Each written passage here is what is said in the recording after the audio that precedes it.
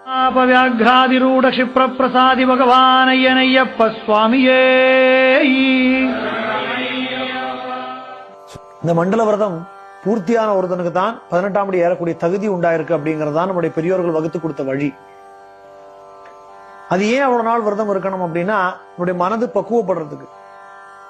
உலகத்திலேயே வேற எங்கேயுமே படிகளுக்கு பூஜை நடந்து நம்ம பார்க்க முடியாது. எல்லா இடங்கள்லயும் படிகள் இருக்கு, படிகள் நம்ம ஏறத்தான் பயன்படுத்துறோம். ஆனா அந்த படிகளுக்கு பூஜை நடக்கக்கூடிய ஒரே இடம் சபரிமலை.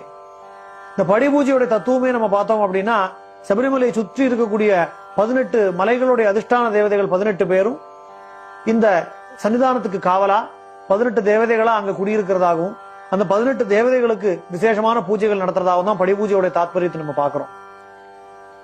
இந்த தத்துவம் வேற எங்கேயும் நம்ம காண முடியாத ஒரு விசேஷமான ஒரு தத்துவம். அப்போ பூஜைக்குரிய பொருட்கள் மேல நம்ம காலை வச்சு ஏறதுக்கு நமக்கு தகுதி கிடையாது.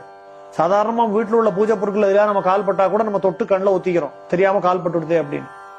ஆனா இங்க பூஜைகள் நடத்தப்படக்கூடிய அந்த 18ஆம் படி மேல நம்ம காலை வச்சு ஏறுறோமே, அதுக்கு நம்மளை தகுதிப்படுத்திக்கிறதுக்கு உண்டான ஒரு விஷயம் தான் இந்த விரதம். அந்த விரதம் பூர்த்தி ஆகும் போதுதான் அந்த 18ஆம் படியை ஏறக்கூடிய தகுதி நமக்கு ஏற்படுறது. இது கொஞ்சம் நம்ம ஆழ்ந்து யோசிக்க வேண்டிய விஷயம். அதனாலதான் இந்த 41 நாள் விரதம் இல்லாமல் 3 நாள் 4 நாள் விரதம் இருந்து ஏறக்கூடியவர்களுக்கு பூர்ணமான பலன் கிடைக்காம போறது. சபரிமலை யாத்திரையில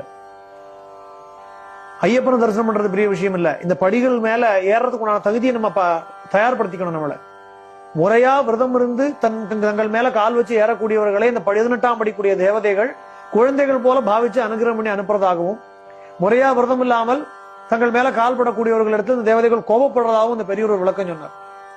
உண்மையிலே ஒரு பொருந்தக்கூடிய ஒரு விளக்கமா இருந்தது. இந்த மண்டல விரதம் அப்படிங்கிறது அவ்வளவு முக்கியமான விஷயம். நம்முடைய விரதத்தை ஒழுங்கா இருந்து சபரிமலைக்கு போயிட்டோம் அப்படின்னா நம்முடைய பாக்கி அனுகிரகம் பண்ணக்கூடிய விஷயத்தை பகவான் ஆட்டோமேட்டிக்கா பண்ணிடுவான். நம்மளுடைய விரதத்துல நம்ம தப்பு வைக்கும் போதுதான் பாக்கி உள்ள விஷயங்கள்லாம் கோளாறா இருக்கும். இன்னைக்கு நம்ம பார்க்கக்கூடிய பலவிதமான கோளாறுகளுக்கும் காரணம் நம்முடைய விரதத்தில் உள்ள குறைவு தான்.